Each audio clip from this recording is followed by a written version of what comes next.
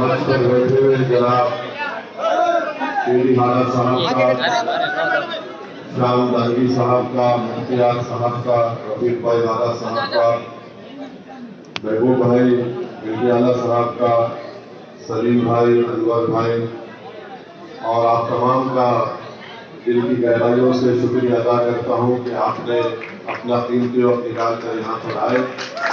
आपका बहुत शुक्रिया। और जिस जगह पर, जिस हाल में आप और हम आज जमा हुए हैं, वो संविधान बनाने वाले बाबा साहब अम्बेडकर के नाम से हाल को रखा गया है। तो मैं आपको सिर्फ यही पैगाम देने आया हूँ कि हमारे भारत को आजाद होकर 75 साल हो चुके हैं और हमारे वतन अजीज में संविधान जो बाबा साहेब अम्बेडकर ने हमको बनाकर दिया है, संविधान तो बाबा साहेब अम्बेडकर ने बना दिया, मगर संविधान बनाने के बाद बाबा साहेब अम्बेडकर और उनके तमाम साथियों ने आने वाली नस्लों के लिए एक पैगाम दिया कि अगर तुमको इस संविधान से फायदा हासिल करना है, इस संविधान को बचाना है, तो बाबा साहेब अम्बेडकर ने और हमारे बुजुर्गों ने हमको ये पैगाम दिया कि अगर तुम ये चाहते हो कि वतन अजीज में तुमको मसावत मिले, तुमको इंसाफ मिले, भाईचारगी तुमको हासिल हो, तो ये बहुत जरूरी है कि तुम एक सियासी ताकत बनो। तो मैं आपको ये अपील करने आया हूं कि हम राजस्थान में मजलिस इत्तेहादुल मुस्लिमीन को शुरू किए हैं। मैं आपसे दरमंदाना अपील करने आया हूं कि आप हमारा साथ दीजिए, इस पार्टी को मजबूत बनाइए, इस पार्टी के मेंबर बनिए, इस पार्टी के संगठन को मजबूत करिए, आप इसकी जिम्मेदारी को लीजिए। ये बोझ जरूर है, मगर याद रखिए अगर आप इस वक्त पर अगर आप इस बोझ को नहीं उठाएंगे तो फिर आने वाली जो नस्ल है, जो आज मासूम बच्चे हैं, जिनके मुस्तकबिल को हम अच्छा करना चाहते हैं, कहीं वो आपके हमारी उम्र में पहुंचकर ये शिकायत ना करें कि काश अगर हमारे बुजुर्गों ने अपनी जवानी में मेहनत और जस्तजू की होती और अपनी एक सियासी क़ियादत को, अपनी एक पार्टी को मजबूत किया होता, तो शायद हमारा ये हाल नहीं होता। मेरे अजीज दोस्तों, बुजुर्गों, हमारे देश में और राजस्थान जैसे इतने बड़े प्रदेश में बहुत जरूरी है कि दलित हो, आदिवासी हो या अल्पसंख्यक समाज, मुसलमान हो, आप जब तक अपनी एक सियासी लीडरशिप को नहीं बनाएंगे, आप मेरी बात को लिख कर रख लीजिए कि आपसे कभी इंसाफ नहीं होगा। अगर आप इंसाफ चाहते हैं, अगर आप अपना हक मनवाना चाहते हैं, अगर आप नाइंसाफी का खात्मा करवाना चाहते हैं, अगर आप ये चाहते हैं कि सरकारें आप पर जुल्म ना करें, अगर आप ये चाहते हैं कि आपके बच्चों की जान की और माल की हिफाजत हो, अगर आप ये चाहते हैं कि अपनी शरीयत को बचाया जाए, अगर आप ये चाहते हैं कि आपके मस्जिदों को और आपकी इबादतगाहों को निशाना बनाया ना जाए, तो फिर याद रखिए आपके पास एक ही चारा है कि आप एक सियासी ताकत बनिए। आप बरसों से मुख्तलिफ सियासी पार्टी को, नेताओं को वोट डालते आए हैं, मगर मैं आपको बता रहा हूं कि आप सिर्फ वोट डालने वाले बने, आप वोट लेने वाले नहीं बन सके।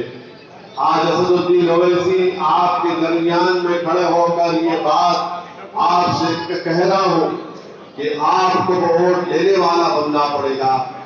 आपने बरसों, पिछले 50-55 साल से आपने उन लोगों को अपना नेता बनाया जो इलेक्शन जीतने के बाद आपकी तरफ नजर उठाकर नहीं देखते, जो इलेक्शन के खत्म होने के बाद आपकी तकालीफ को बयान नहीं करते। चुनाव में तो आपने राजस्थान में कांग्रेस को कभी बीजेपी को जिताया, मगर आज आप बताइए कि जब काठनीका में जुनैद और नसीर को जिंदा जला दिया जाता है तो कांग्रेस पार्टी में बैठे हुए मुस्लिम विधायक अपनी जबान खोलने से डरते हैं, गूंगे बन जाते हैं। और आप देखते हैं कि उसका नतीजा यह है कि वो जीत तो जाते हैं मगर उनकी जबानों पर उनकी पार्टी का हुक्म नाफिज कर दिया जाता है। मैं आपको बताने आया हूं कि मैं राजस्थान को अगर आया हूं और आता रहूंगा इंशाअल्लाह ताला, तो मैं अपने लिए, अपनी जात के लिए, अपनी अना की तस्कीन के लिए, अपनी मकबूलियत में इजाफे के लिए राजस्थान नहीं आया हूं। और अल्लाह सुब्हानहू व तआला मेरे दिल का हाल जानता है। मैं ये चाहता हूं कि इस हाल में जितने लोग, जितने नौजवान बैठे हुए हैं, खड़े हुए हैं, जिनके हाथों में सेल फोन है और जो मेरी तकरीर को रिकॉर्ड कर रहे हैं, मैं चाहता हूं कि तुम मुझसे बड़े नेता बनो ताकि तुम खड़े होकर गरीब और मजलूमों की, मेरा मकसद एक ही है कि आप नेता बने, आप लीडर बने और अल्लाह आपको ऐसा नेता और लीडर बनाए जो सिवाय अल्लाह के किसी माई का लाल से ना डरे, आपको ये लड़ाई में, ये जद्दोजहद में जो हम आपके मुस्तकबिल के लिए लड़ रहे हैं, आप मजलिस इत्तेहादुल मुस्लिमीन का साथ दीजिए। हम हमारे दलित भाइयों से, आदिवासी भाइयों से भी अपील कर रहे हैं कि हमको आपके साथ की जरूरत है। आप भी कमजोर है, आप भी मजलूम है, आपका भी इस्तेसाल किया जाता है, तो ये लड़ाई में हम सबको मिलकर आगे बढ़ने की जरूरत है। यकीनन बीजेपी को हराना हमारा मकसद है, मगर ये नहीं हो सकता कि हम मिट जाएंगे और मर जाएंगे और किसी को जिताते रहेंगे। ये लड़ाई सबकी लड़ाई है। इस वतन अजीज को बचाने की लड़ाई सिर्फ असदुद्दीन ओवैसी की जिम्मेदारी नहीं है। इस वतन अजीज से, राजस्थान से फिरका परस्ती के जहर को जड़ से उखाड़ फेंकने की जिम्मेदारी सिर्फ असदुद्दीन ओवैसी की नहीं है, सबकी होनी चाहिए। मगर होता ही है कि अब विधानसभा के जो चुनाव करीब आएंगे, ये सब लोग आकर आपसे कहेंगे कि ओवैसी भाषण को जज्बाती देता है, मगर याद रखो बीजेपी कामयाब हो जाएगी। मेरे अजीज दोस्तों और बुजुर्गों, बीजेपी अगर जीत रही है तो कांग्रेस की नाअहली की वजह से, कांग्रेस की कमजोरियों की वजह से जीत रही है। बीजेपी अगर जीत रही है तो ओवैसी की वजह से नहीं। मैं हर जगह कह रहा हूं, आज भी कह रहा हूं, अगर कोई ये कहता है कि ओवैसी की वजह से बीजेपी जीत रही है तो तुम राजस्थान में कोई एक ऐसा वक्त और जगह बता दो, मैं अकेले आने तैयार हूं। अगर 5 मिनट में तुम मेरी गुफ्तगू और सच्चाई का सामना नहीं कर पाओगे। भाजपा इख्तियार पर है तो कांग्रेस के नाम याद से तुरंत पार्टियों की वजह से है। मेरे अजीज दोस्तों और बुजुर्गों, नौजवानों, मैं आपसे अपील कर रहा हूं कि आपको आगे बढ़ना है। ये आपकी लड़ाई है, आपको हमारा साथ दीजिए। मैं बुजुर्गों से अपील कर रहा हूं कि आप मजलिस का साथ दीजिए। आपको बता रहा हूं, 2 बातें आपके सामने रखकर अपनी बात को मुकम्मल कर लूंगा। मैं 4 महीने पहले जयपुर को आया था और जयपुर में वहां पर हमने कहा था कि राजस्थान में अल्पसंख्यक समाज का बजट 99 करोड़ है। अशोक गहलोत की सरकार अल्पसंख्यक समाज और मुसलमानों से इंसाफ नहीं कर रही है। मीडिया ने लिखा अशोक गहलोत और कांग्रेस की सरकार परेशान हुई। हमने एक बयान दिया तो 4 महीने के बाद बजट में अल्पसंख्यक समाज का 99 करोड़ से बढ़ाकर 400 करोड़ कर दिया गया। आप देखिए कि अगर आप लीडर बनेंगे, आप एक सियासी ताकत बनेंगे, इससे आपका ही फायदा है। तो जो लोग कह रहे हैं कि ओवैसी के आने से नुकसान होगा, हाँ नुकसान और फायदा कमजोरों का होगा इंशाअल्लाह ताला। जब काठनीका में जुनैद और नसीर को जिंदा जला दिया गया तो मुझे जमीर खान ने कहा कि साहब आपको आना पड़ेगा, पीड़ित परिवार से मिलना पड़ेगा। मैं हैदराबाद से निकला और सीधा घाटकोटा पहुंचा और जुनैद के घर को पहुंचा। मैंने मुतालबा किया, डिमांड किया कि राजस्थान के मुख्यमंत्री क्यों नहीं जाते वहां पर मिलने के लिए जुनैद और नसीर के परिवार से। हमने कई मरतबा कहा तो हमने मजबूर कर दिया मुख्यमंत्री को कि वो जयपुर से अब निकलकर जुनैद और नसीर के घर को जाकर उनके घर वालों को पुरसा देती है। आप याद रखिए, आप मजलिस का साथ दीजिए, आप देखते जाइए कि कैसे कैसे अच्छी तब्दीलियां आपके दरमियान में आएंगी। मैं एक रिपोर्ट अल करीब में मजलिस इत्तेहादुल मुस्लिमीन 26 मार्च के बाद एक रिपोर्ट आपको पेश करेगी।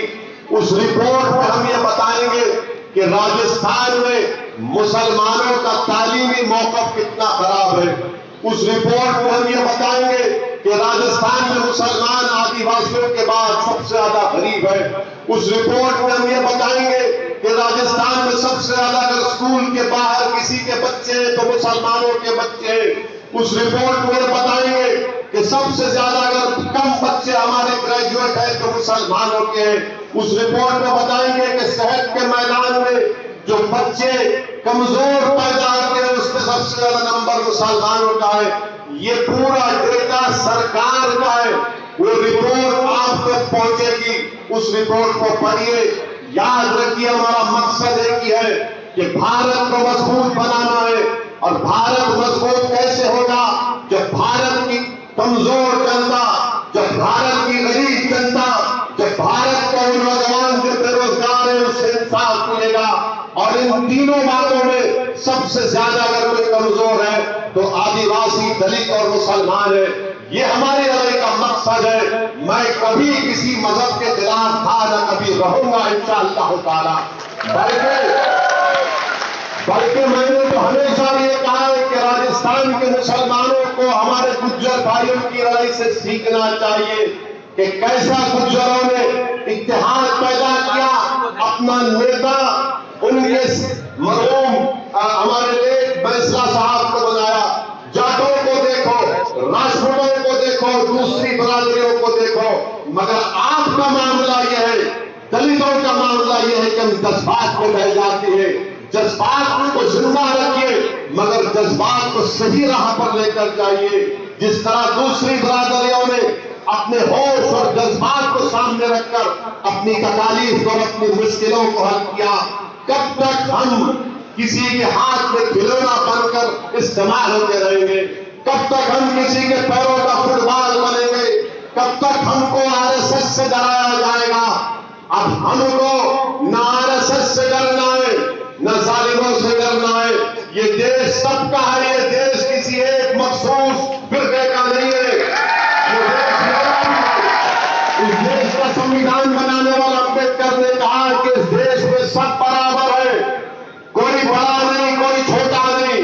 मगर हमको जब तक हम जिद्दोजहद नहीं करेंगे, अपने हक के लिए आगे नहीं बढ़ेंगे, हमसे कोई इंसाफ नहीं करेगा। याद रखो नौजवानों, अगर तुम नारे लगाकर समझते हो कि तुमको इंसाफ कर दिया, इंसाफ मिलेगा, नहीं मिलेगा। याद रखो मेरे बुजुर्गों, अगर आप अपने आंख में आंसू बहाकर समझेंगे कि दुनिया में आंख से बहते हुए आंसू को देखकर मेरी आने वाली नस्ल से इंसाफ मिलेगा। याद रखो, दुनिया तुम्हारे आंख के आंसू देखकर तुमको कमजोर समझेगी। याद रखो मेरी सरदार और बहनों कि रोने और धोने से कुछ नहीं होगा। मैं तुमको पैगाम देने आया हूं मेरे अजीज दोस्तों और बुजुर्गों, भारत की जनता को पैगाम देने आया हूं जिन्होंने हमको 50 साल रुलाया, अब हम उनको रुलाएंगे इंशाअल्लाह ताला। जिन्होंने हमारे कामों को चुकना चूर किया, उनके सियासी कामों को चुकना चूर करेंगे। जिन्होंने हमको डरा डरा कर हमारा इस्तेमाल किया, अब हम दर्द की बुनियाद पर नहीं, उम्मीद की बुनियाद पर काम करिए। इसलिए मेरे अजीज दोस्तों और बुजुर्गों, बस यही बातें मैं आपको कहना चाह रहा था। अभी हमको बताया गया कि वे सतपाल तलवार साहब हैं, भीमसेना की, उनको राजस्थान की सरकार ने राजस्थान की हुकूमत के खिलाफ बोलने पर उनको अरेस्ट कर दिया। मैं पूछना चाहता हूं कि अगर किसी के खिलाफ बोलते हैं तो अरेस्ट क्यों होते हैं, अरेस्ट क्यों करते आप? अरे देश का संविधान है, मैं मोदी के खिलाफ बोल सकता हूं पार्लियामेंट में, यहां पर बोलूंगा। मैं कहूंगा अगर आप ये समझ रहे हैं कि खिलाफ बोलने पर आप गिरफ्तार कर लेंगे तो याद रखिए जेलें कम पड़ जाएंगी, लोग मेरे अजीज दोस्तों और बुजुर्गों, आपका बहुत शुक्रिया। आप मजलिस को मजबूत करिए। इंशाअल्लाह ताला अल्लाह का शुक्र है कि मुझे आने का मौका मिला। आप तमाम का बहुत शुक्रिया। मैं दोबारा आऊंगा। अस्सलाम वालेकुम व रहमतुल्लाहि व बरकातहू।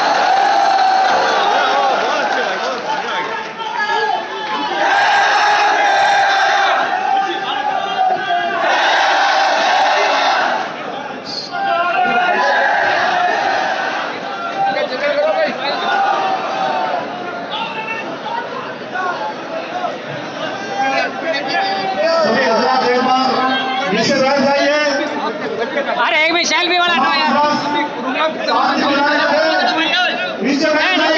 आगे आगे चलो भाई।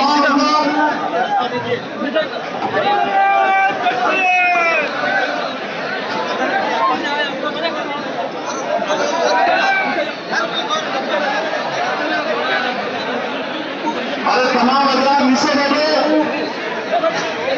उसका ध्यान न करें। तमाम हजार साथी बनाए,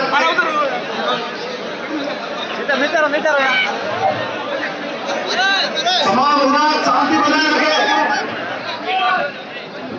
तमाम हजार के नीचे स्टेज से नीचे हो जाए। तमाम हजार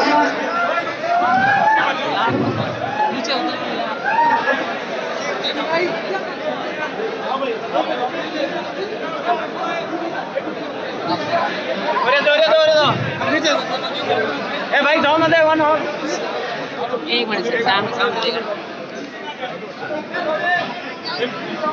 लाइन दो।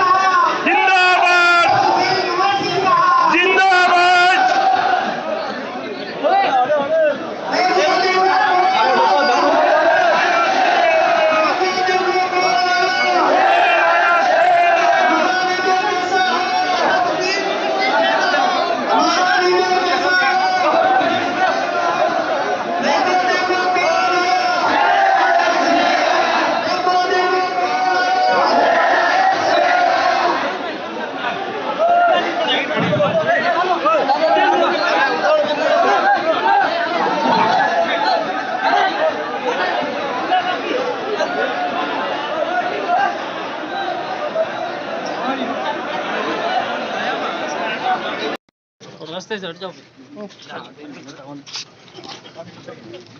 अस्सलाम वालेकुम।